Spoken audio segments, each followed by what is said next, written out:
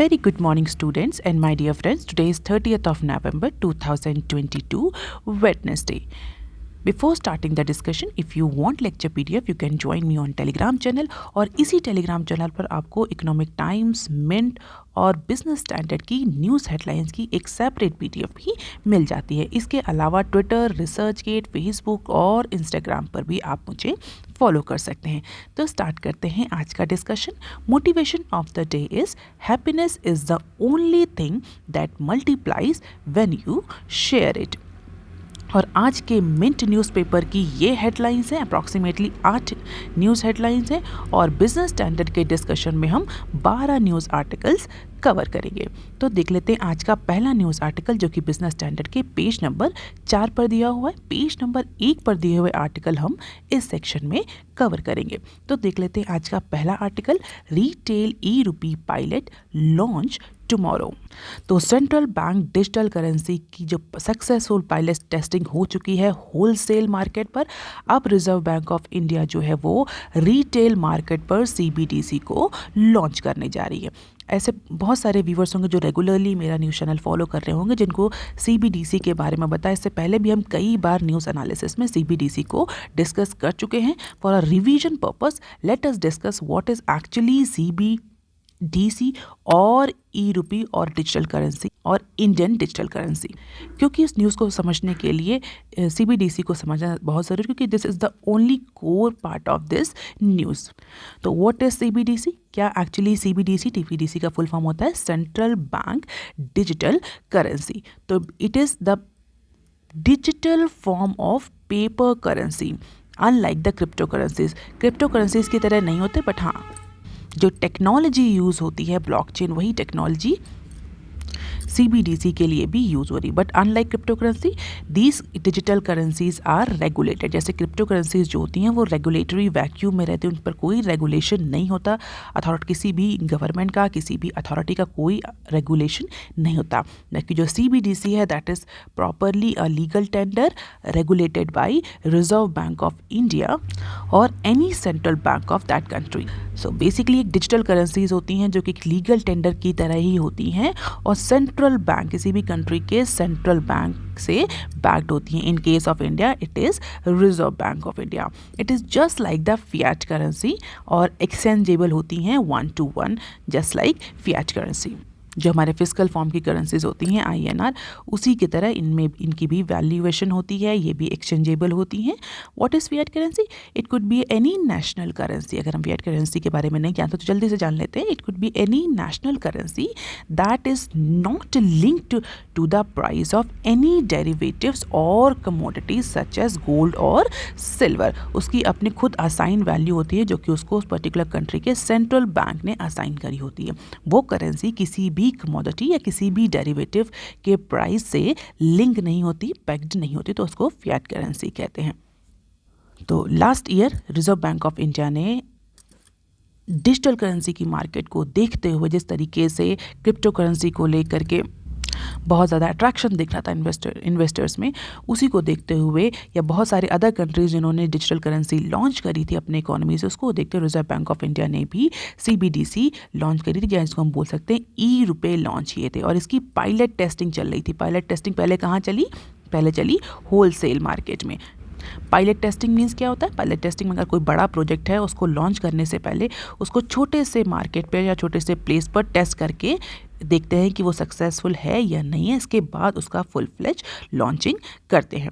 तो इससे पहले होलसेल मार्केट में, यानी जो कंपनी है, जो बड़े बड़े बिजनेसमैन हैं, वहाँ पर इस ई रूपी को या CBDC को लॉन्च किया और वहाँ पर उसके सक्सेसफुल रिजल्ट के बाद अब रिजर्व बैंक ऑफ इंडिया इसको रिटेल मार्केट पर, यानी जो इंडिविजुअल हाउस होल्ड्स हैं, बायर्स हैं, अब वो भी ई करेंसी को या ई रूपी को यूज़ कर पाएंगे। तो Reserve Bank of India launch करने जा रही है। Definitely this digital fiat currency और CBDC can be transacted using the wallet by blockchain. तो ये भी ब्लॉकचेन टेक्नोलॉजी पर ही बेस्ड है। और इसका जो आइडिया था CBDC का डायरेक्टली बिटकॉइन से ही इंस्पायर है, although it is different from the decentralised virtual currencies and crypto assets, जिसको कोई भी स्टेट इशू नहीं करता और जो कि एक्चुअली लीगल टेंडर नहीं मानी जाती एक फॉर्मल इकॉनमी में। अब क्वेश्चन ये उठता है why RBI is doing this, why RBI has launched this CBDC और ई रूपी और डिजिटल करेंसी। तो बहुत सारे एडवांटेजेस हैं। सबसे पहला रीज़न है कि बहुत सारे कंट्रीज़ जो है वो डिजिटल करेंसी और उससे होने वाले एडवांटेजेस को रीप कर रहे हैं। बहुत सारे कंट्रीज़ में एक digital currency, legal digital currency launch करी जा चुकी है, कुछ उसकी पायलट टेस्टिंग फेज में है और कुछ तो उसके फुल फ्लेज लॉन्च के फेज पे आ चुके हैं। तो उसी को देखते हुए रिजर्व बैंक ऑफ इंडिया पर भी ये प्रेशर था कि वो भी एक डिजिटल करेंसी लॉन्च करे ताकि कहीं भी अपने काउंटर पार्ट कंट्री से इस पर्टिकुलर इशू पर डिसएडवांटेजेस ना हो इंडिया। इसके अलावा जो डिजिटल करेंसी होते हैं उसके अपने और भी एडवांटेजेस होते हैं, जैसे कि हम बात करें कि हैंडलिंग कॉस्ट को रिड्यूस करते हैं। डेफिनेटली जो फिजिकल फॉर्म में जो नोट्स और कॉइन्स होते हैं उनकी हैंडलिंग कॉस्ट होती है, वो डिस्ट्रॉय होते हैं, उनमें डैमेजेस होते हैं, तो रिप्लेसमेंट कॉस्ट आती है। तो वर्चुअल करेंसी जो है वो हैंडलिंग कॉस्ट को रिड्यूस करेगी। इसके अलावा it is convenience and properly regulated by reserve Bank of India. तो कोई जो ट्रेडिशनल बैंकिंग सिस्टम की तरह ही इसको रेगुलेट किया जाएगा, तो कोई ऐसा सिक्योरिटी और डीवैल्यूएशन का कोई रिस्क नहीं है। इसके अलावा it will also help in cross border payments, export imports में जो फिजिकल फॉर्मेट में जो करेंसी का आदान प्रदान होता है उसके बजाय अब डिजिटल फॉर्मेट में करेंसी या हम बोल सकते हैं एक्सपोर्ट इम्पोर्ट्स के बिल पे होंगे। तो डेफिनेटली जो क्रॉस बॉर्डर पेमेंट्स हैं जो दूसरे कंट्रीज आपस में करते हैं, एक दो कंट्रीज आपस में करते हैं, उसमें भी ये हेल्प करेगा। It will provide the easy mean to speed up the reliable sovereign backed domestic payment and settlement system. तो उसकी कॉस्ट भी डिक्रीज होगी, जो क्रॉस बॉर्डर पेमेंट्स हैं वो फैसिलिटेट होंगे। जो एक्सपेंसिव नेटवर्क्स की रिक्वायरमेंट होती है बैंक्स को या क्रॉस बॉर्डर पेमेंट सेटलमेंट करने के लिए, वो नेटवर्क की भी कॉस्ट रिड्यूस होगी। इसके अलावा रिजर्व बैंक ऑफ इंडिया का ये मानना है कि this will improve the financial inclusion also, कि जो इनफॉर्मल इकोनॉमी है जहाँ पर आप फिजिकल फॉर्मेट में कोई एसेट्स खरीद रहे हैं, बेच रहे हैं, जिसको ट्रैक करना मुश्किल होता है, अगर आप ई रूपी यूज़ करेंगे तो प्रॉपर ब्लॉकचेन टेक्नोलॉजी के through Reserve Bank of India हर एक ट्रांजैक्शन को चाहेगा तो वो ट्रैक कर सकता है। तो बेटर टैक्स और रेगुलेटरी कंप्लाइंसेस भी होंगे। Definitely digital currency, digital economy के या डिजिटल करेंसी के, डिजिटल पेमेंट के एडवांटेज होते हैं कि उसको ट्रैक किया जा सकता है। रेगुलेटरी कंप्लाइंसेस फिजिकल फॉर्मेट के कंपैरिजन में ज़्यादा होता है and definitely it will improve the financial inclusion as well. तो these are the few advantages of digital currency और इसी की वजह से रिजर्व बैंक ऑफ इंडिया ने पिछले साल डिजिटल करेंसी को लॉन्च किया था होलसेल मार्केट में पायलट टेस्टिंग के लिए, देखने के लिए कि क्या चैलेंजेस आ रहे हैं और क्या बेनिफिट्स रीप आउट हो रहे हैं इससे। और अब reserve Bank of India retail pilot project के लिए तैयार है, जो बेसिकली सबके लिए ओपन नहीं होगा। It's a pilot study, pilot test. तो सेलेक्ट लोकेशन पर कुछ क्लोज्ड यूजर ग्रुप हैं, केवल उनको डिजिटल टोकन के फॉर्म में एक करेंसी जो है इशू करी जाएगी as per Reserve Bank of India. और डिनोमिनेशंस की अगर बात करें तो सेम डिनोमिनेशंस होंगे जैसे कि पेपर करेंसी और कॉइन्स के होते हैं, 5 रुपये का, 10 रुपये का, 100 रुपये का, 500 रुपये का, 2000 का। इस तरीके से denomination reserve Bank of India select group of users को इशू करेगी और यूज़र जो हैं वो अपने डिजिटल वॉलेट के थ्रू ये ई रूपी को यूज़ कर सकते हैं इस पर्टिकुलर पायलट स्टडी के टाइम में।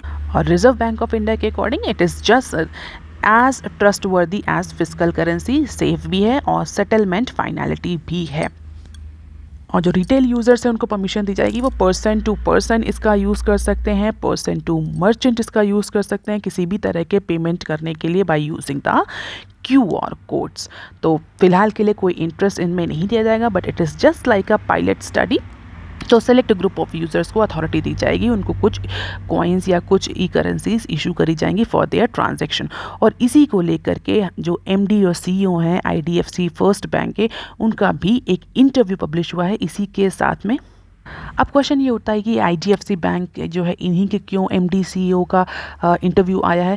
Basically IDFC first bank is one of the 4 banks that will participate in the first phase of digital currency retail pilot project. 4 bank participate कर रहे हैं इसमें, जिसमें से IDFC फर्स्ट बैंक जो है वो एक बैंक है जो इसमें पार्टिसिपेट करेगा रिटेल पायलट प्रोजेक्ट में। Mind it student, retail pilot project में। तो उसी को लेकर के वहाँ के MD और CEO का पॉइंट ऑफ व्यू लिया गया है कि वो क्या सोचते हैं, किस तरीके से डिजिटल रुपी काम करेगा रिटेल सेगमेंट में, क्या क्या चैलेंजेस हैं, क्या क्या एडवांटेजेस हैं। तो प्राइवेसी को लेकर के कई इंडिविजुअल्स या कई एक्सपर्ट का कहना है कि जो CBDC है उसके थ्रू जो इंडिविजुअल्स की प्राइवेसी है वो हैम्पर होगी, क्योंकि अगर रिजर्व बैंक ऑफ इंडिया चाहे तो जब चाहे किसी भी ट्रांजैक्शन को ट्रैक कर सकता है। तो उसी को लेकर के उन्होंने बोला कि CBDC more anonymous than traditional transactions, although Reserve Bank of India has the right to locate or track any transaction, but they are also bind or restricted by certain rules and regulation। तो अगर आप इस interview में interested हो तो उसको थोड़ा सा आप रीड आउट कर सकते हैं in order to get the expert view on CBDC implementation. अब देख लेते हैं article number 2 that is given on page number 4 of Business Standard. Budget likely to target 10 to 11% nominal GDP growth in financial year 24। हम कई बार discuss कर चुके हैं कि budget for financial year 24 launch होने वाला है फरवरी में। उसको लेकर के जो प्री बजट नेगोशिएशंस होते हैं, डेलिब्रेशंस होते हैं, स्टार्ट हो गए। इंडस्ट्री एसोसिएशन, बहुत सारे जो स्टेक होल्डर्स हैं वो अपनी रिक्वेस्ट भी गवर्नमेंट को दे रहे हैं। जो एक्सपर्ट्स हैं, इकोनॉमिस्ट हैं, दे आर प्रेडिक्टिंग कि आने वाले बजट में क्या क्या कैरेक्टरिस्टिक्स होंगी, क्या क्या इंपॉर्टेंट अनाउंसमेंट होंगी। And as per the recent projection or as per the recent information, as per the one government official, finance ministry may set a very realistic target for nominal GDP. Mind it student, here we are talking about the nominal GDP, not the real GDP. I hope you all might be knowing what is the difference between real GDP and nominal GDP. Inflation का consideration होता है real GDP में और nominal GDP में नहीं होता। तो ऐसा इन्फॉर्मेशन है, ऐसा प्रोजेक्शन है कि इस बार फाइनेंस मिनिस्ट्री जो है वो 10 to 11% का नॉमिनल GDP ग्रोथ का टारगेट रख सकती है फाइनेंशियल ईयर 24 के अपकमिंग बजट में। और उसके लिए क्या बेस सेटअप कर रही है गवर्नमेंट का मानना है कि आगे आने वाले टाइम में जो कमोडिटीज़ के जो प्राइसेस हैं वो सॉफ्ट होंगे, जो इन्फ्लेशन है वो मॉडरेट होगी, और इसीलिए 10 से 11% का जो नॉमिनल GDP का टारगेट है that is more than sufficient. अगर 10 से 11% की नॉमिनल GDP है तो जो रियल GDP है वो 5 to 6 या 7% तक फॉल करेगी।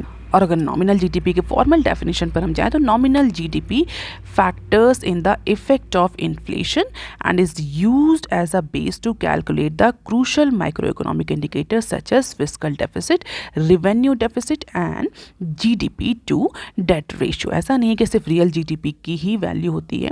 नॉमिनल GDP जो है वो बेसिकली करंट मार्केट प्राइस पर कैलकुलेट करी जाती है। जैसे मैंने बताया कि इन्फ्लेशन का कंसिडरेशन रियल GDP में किया जाता है। इसको इन्फ्लेशन को या प्राइस इंक्रीज को एक्चुअली रिड्यूस करते हैं, डिफ्लेटर यूज़ करते हैं in order to get the real growth in GDP। जबकि नॉमिनल GDP जो होती है वो मार्केट प्राइस पर ही होती है, उसमें इन्फ्लेशन को या प्राइस इंक्रीज के लिए कोई ट्रीटमेंट नहीं किया था, करंट मार्केट प्राइस पर ही GDP कैलकुलेट करी जाती है।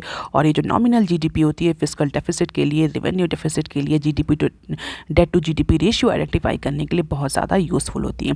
और higher nominal GDP assumption make it easier for the finance minister to show that narrower fiscal deficit print and vice वर्सा।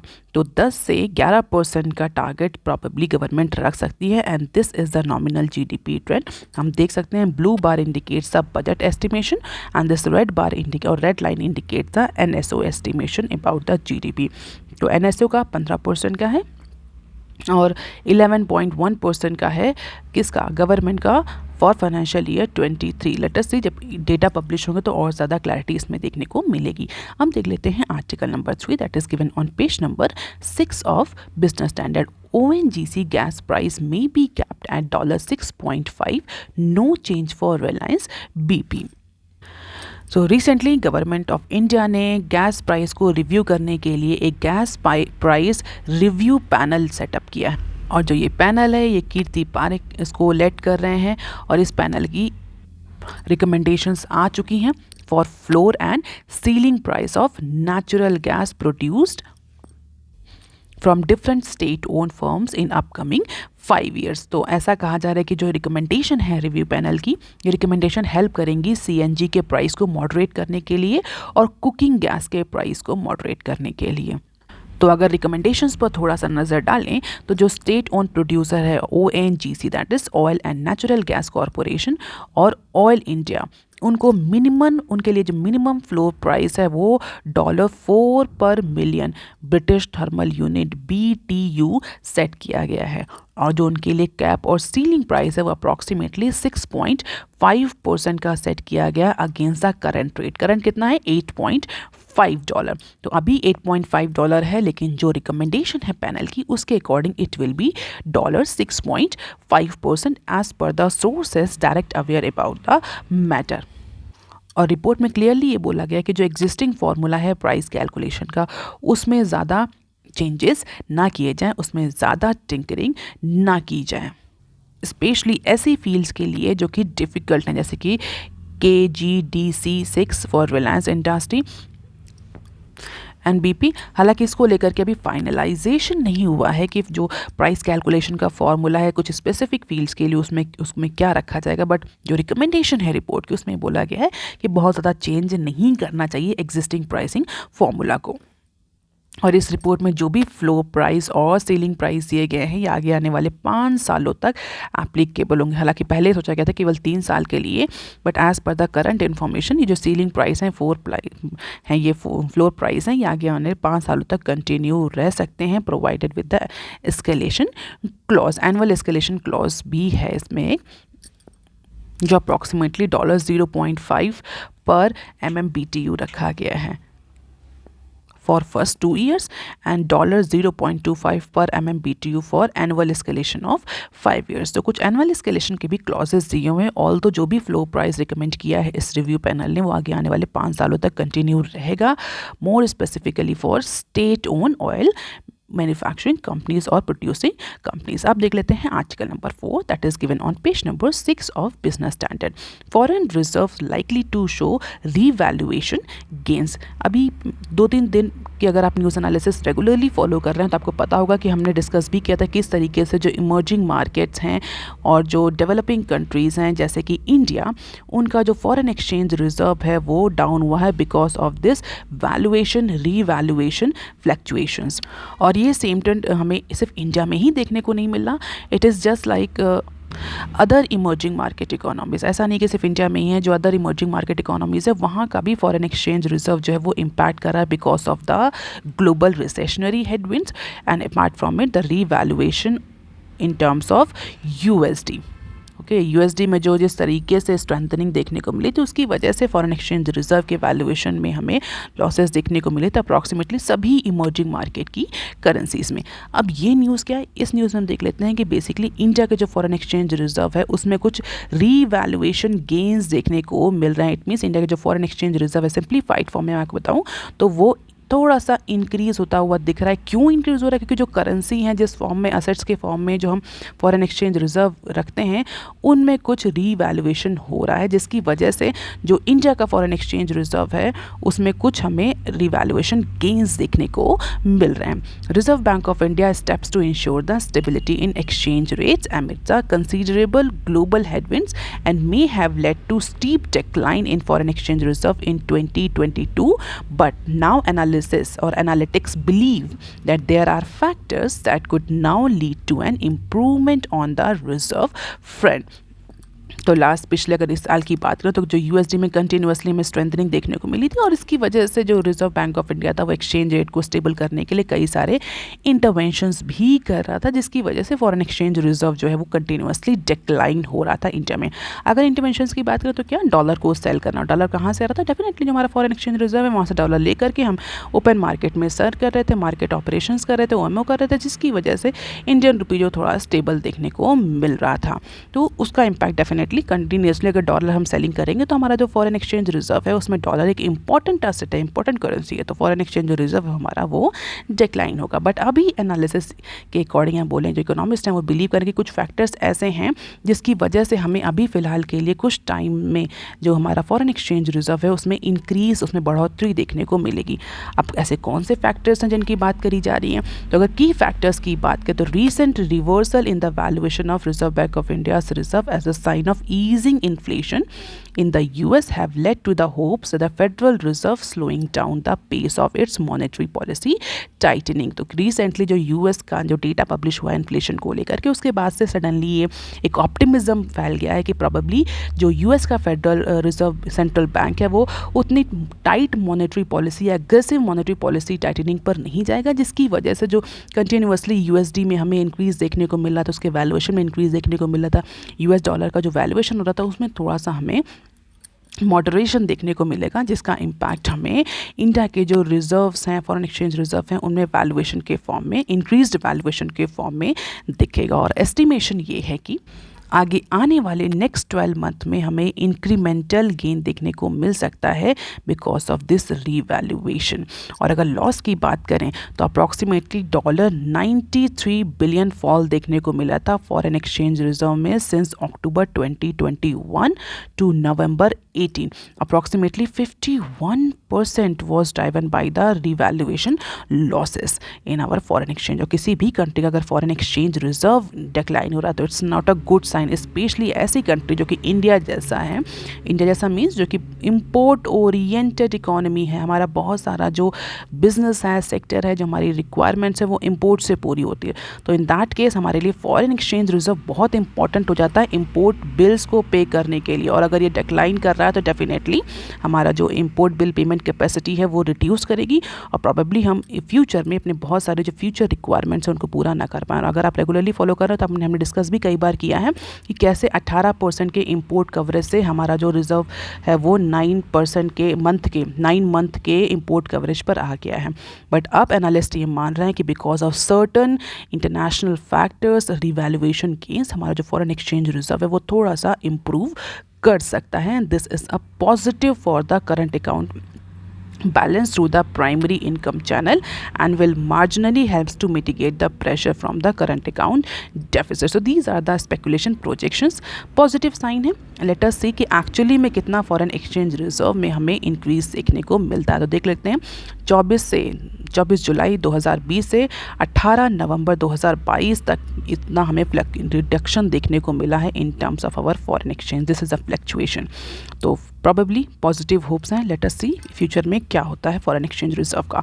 अब देख लेते हैं some other news. Tata group SIA agree to merge Vistara with AI. So finally Tata Group and Singapore Airlines, that is SIA, announced that they had agreed to merge Vistara with Air India to drive the synergies and grab the more market share in this fast growing aviation company और industry. बहुत time से ये merger negotiate हो रहा था और हो नहीं पा रहा था। तो फाइनली सिंगापुर एयरलाइन ने परमिशन दे दी है। तो अब इंडिया और विस्तारा ग्रुप जो है वो एयर इंडिया और विस्तारा ग्रुप जो है वो मर्ज हो जाएंगे। डेफिनेटली इनका जो फ्लीट साइज़ है वो भी बढ़ जाएगा, डोमेस्टिक डेस्टिनेशन कवरेज भी बढ़ जाएगा, इंटरनेशनल डेस्टिनेशन कवरेज भी बढ़ जाएगा, पैसेंजर ट्रैफिक भी बढ़ जाएगा। So it's going to generate a huge synergy for Tata. Let us see कि किस तरीके से ये मर्जर जो है वो एविएशन कंपनीज़ को इम्पैक्ट, एविएशन इंडस्ट्री और कंपनीज़ को इम्पैक्ट करेगा फ्यूचर में। अब देख लेते हैं नेक्स्ट के बजट में not be right time to restructure capital gain. Basically ये एक इंटरव्यू है और आपको पता होगा कि इस बजट में गवर्नमेंट जो है वो कैपिटल जो गेन टैक्स है उसको रीस्ट्रक्चर करने की सोच रही है। कई सारे जो एक्सपर्ट्स हैं, इकोनॉमिस्ट हैं, वो गवर्नमेंट को बोल रहे हैं कि फॉर दिस बजट सेशन जो फाइनेंशियल ईयर 24 का बजट है, इसमें जो कैपिटल गेन टैक्स में जो एनोमलीज हैं, जो मिसमैच है, उसको रिकवर करने के लिए गवर्नमेंट जो है वो रीस्ट्रक्चरिंग अनाउंस करे। उसी को लेकर के जो रेवेन्यू सेक्रेटरी है मिस्टर तरुण बजाज, उनका इंटरव्यू आया है और उनसे पूछा गया कि what he is thinking about the capital gain restructuring. तो उसको लेकर के मिस्टर तरुण का ये कहना है कि जो अभी का समय है फ़िलहाल के लिए, स्पेशली बजट 24 आने वाला है, ये समय सही नहीं है किसी भी तरह के कैपिटल गेन टैक्स को रीस्ट्रक्चर करने के लिए या new alternative tax regime implement करने के लिए। और बेसिकली उन्होंने बोला है कि वी शुड सिंप्लीफाई इट। और अगर कोई भी नया अल्टरनेटिव टैक्स रिजीम आता है तो डेफिनेटली जो टैक्स पेयर्स हैं उनको इंसेंटिवाइज करना होता है जिससे कि वो नया जो टैक्सेशन सिस्टम है उसको अडॉप्ट करने के लिए इनकरेज हो। तो फिलहाल के लिए उनका ये पॉइंट ऑफ व्यू, जैसे personal point of view, if you are interested you can go with this interview in full detail on page number 6। अब देख लेते हैं next clip. Airport near by areas may not get 5G services any time soon. तो recently ministry of civil aviation ने telecommunication companies को directive issue किए हैं। किस तरह के डायरेक्टिव इशू किए हैं? For creating the buffer and safety zone. किसके around? Specially for implementing the C-band 5G spectrum around the airports. किस लिए? In order to provide the safety और in order to have the safety concern for aircraft operation. We all know कि जो ये spectrums हैं, जो ये waves हैं, ये एयरक्राफ्ट के ऑपरेशन में हिंड्रेंस डालती हैं। इसीलिए फ़िलहाल के लिए मिनिस्ट्री ऑफ सिविल एविएशन ने बोला है कि जो भी एयरपोर्ट्स के आसपास का एरिया है वहाँ पर सी बैंड 5G स्पेक्ट्रम इम्प्लीमेंट ना किया जाए, एक बफर और सेफ्टी जोन क्रिएट किया जाए जिससे कि जो फ्लीट्स हैं, एयरक्राफ्ट्स हैं, उनको ऑपरेट करने में, उनको लैंड करने में, उनको टेक ऑफ करने में प्रॉब्लम या चैलेंजेस ना हो because of this frequency range. तो एक बफर और सेफ्टी जोन बनाने के लिए मिनिस्ट्री ऑफ सिविल एविएशन ने टेलीकम्युनिकेशन कंपनीज को डायरेक्टिव्स दिए हैं। अब देख लेते हैं next clip. GeM public procurement crosses ₹1 trillion in just 8 month. 8 महीने पहले गवर्नमेंट ने जितने भी पब्लिक प्रोक्योरमेंट यानी गवर्नमेंट मिनिस्ट्रीज और डिपार्टमेंट जो भी प्रोक्योरमेंट कर रहे हैं उनको जेम पोर्टल से करने के लिए मैंडेटरी कर दिया था। What is GeM? GeM stands for government e market place portal. It's a online portal और रिसेंटली गवर्नमेंट ने अप्रॉक्सीमेटली कुछ मंथ्स पहले गवर्नमेंट ने मैंडेट कर दिया था कि एक सर्टन थ्रेशोल्ड कर दिया था कि इस थ्रेशोल्ड के ऊपर, आप मुझे कमेंट सेक्शन में वो थ्रेशोल्ड बता सकते हैं, इस न्यूज़ को हमने कवर भी किया था कि इस थ्रेशोल्ड के ऊपर अगर कोई भी पब्लिक प्रोक्योरमेंट होता है, गवर्नमेंट मिनिस्ट्रीज और डिपार्टमेंट और इंस्टीट्यूशंस किसी भी तरह का प्रोक्योरमेंट करते हैं तो वो प्रॉपरली जेम पोर्टल के थ्रू होगा। It means tender auction GeM portal के थ्रू ही होगा। और because of this mandatory requirement GeM portal ने अपने 8 महीनों में अप्रॉक्सीमेटली 1 ट्रिलियन रुपी का ट्रांजैक्शन या हम बोल सकते हैं 1 ट्रिलियन रुपी का प्रोक्योरमेंट किया है अभी तक। तो the government e market place portal on Tuesday cross the ₹1 trillion in cross merchandise value in this financial year in just 8 months as per the recently published official data. And this is the new milestone annual GMP and growth over the previous year. तो approximately हम देखें तो 176% की growth देखने को मिल रही है in comparison to the previous year in terms of the procurement valuation or gross mercantile value. अब देख लेते हैं next clip. Russia ask India to send parts of car, trains and plane. India और Russia के बीच में recent time में जो ट्रेड है वो बहुत ज़्यादा इंक्रीज़ हुआ है, चाहे वो ऑयल हो, चाहे वो फर्टिलाइज़र हो। अब रशिया ने इंडिया को लिस्ट सेंड करी है अप्रॉक्सीमेटली 500 प्रोडक्ट्स की फॉर पोटेंशियल डिलीवरी, जिसमें जो कार हैं, एयरक्राफ्ट्स हैं, ट्रेन्स हैं, उनके पार्ट्स भी इंक्लूड हैं। तो अपनी वाइटल इंडस्ट्रीज़ को रन करने के लिए रशिया को इन सारे पार्ट्स की ज़रूरत है क्योंकि अदर कंट्री से रशिया को सैंक्शन लगा हुआ। तो इंडिया से उसने 500 आइटम की लिस्ट दी है इंडिया से इन कमोडिटीज़ को इंपोर्ट करने के लिए केस, जिससे कि उसकी जो वाइटल इंडस्ट्री है वो रनिंग फेज में बनी रहें। और स्टील इंपोर्ट को भी अगर देखा तो इंडिया और रशिया के बीच में जो स्टील इंपोर्ट है उसमें भी इंक्रीज़ देखने को मिला। 4 साल का इंक्रीज हाई है स्टील के इंपोर्ट में फ्रॉम रशिया। आप देख लेते हैं next clip. Centres low cost wifi scheme still buffering. इस न्यूज़ को कवर करने का सिर्फ एक ही पर्पस है कि हम एक स्कीम के बारे में जानें। कौन सी scheme? Prime minister wifi access network interface, इसको हम शॉर्ट फॉर्म में PM वानी भी बोलते हैं। तो 2 साल हो गए हैं इस स्कीम को लॉन्च किए हुए, जहां पर गवर्नमेंट ने अप्रॉक्सीमेटली 1,32,000 हॉटस्पॉट जो हैं वो सेट किए हैं डिफरेंट रिमोट लोकेशन पे, मोर स्पेसिफिकली रूरल एरियाज़ में, जहां पर जो डिजिटल हैव और हैव नॉट्स का जो डिवाइड है उसको ओवरकम करने के लिए, जिससे कि सबके पास डिजिटल और टेक्नोलॉजी अवेलेबल हो, गवर्नमेंट ने ये स्कीम लॉन्च करी थी। बेसिकली अगर हम बोलें तो डिजिटल इंक्लूजन के लिए गवर्नमेंट ने ये स्कीम लॉन्च करी थी।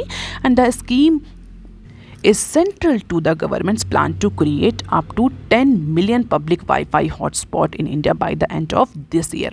हालांकि अगर सक्सेस की बात करें तो बहुत ज़्यादा सक्सेस देखने को नहीं मिल रहा है स्टेट्स वाइज। अगर हम देखें हॉटस्पॉट कितने लगे हैं, इंटरेस्ट देखें डिफरेंट स्टेट्स का, तो because of the low financial incentive बहुत ज़्यादा कंट्रीब्यूशन नहीं दिख रहा है, प्राइवेट सेक्टर का पार्टिसिपेशन नहीं दिख रहा है इनटू मेनी एरियाज। और ये गवर्नमेंट की स्कीम अभी भी स्ट्रगल कर रही है फॉर अचीविंग द माइलस्टोन और the stated targets and objective under this scheme. So let us see कैसे गवर्नमेंट इसको ओवरकम करती है। If you are interested you can see कि कितने स्टेट्स में कितने हॉटस्पॉट PM वानी तहत के तहत लगाए गए हैं। So that is all. No, there is one more news. NSEL scam, SEBI bans 5 major commodities brokers for 6 months.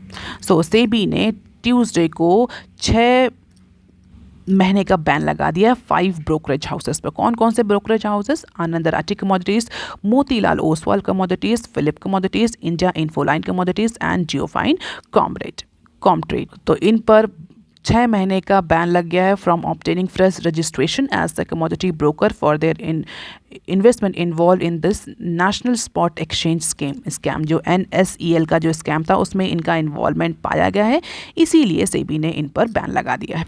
So that is all for today's to. If you like the initiative please share it among your social network and friend, and if you have any query you can write on comment section below. Please like, share and subscribe. Thank you. Have a nice day.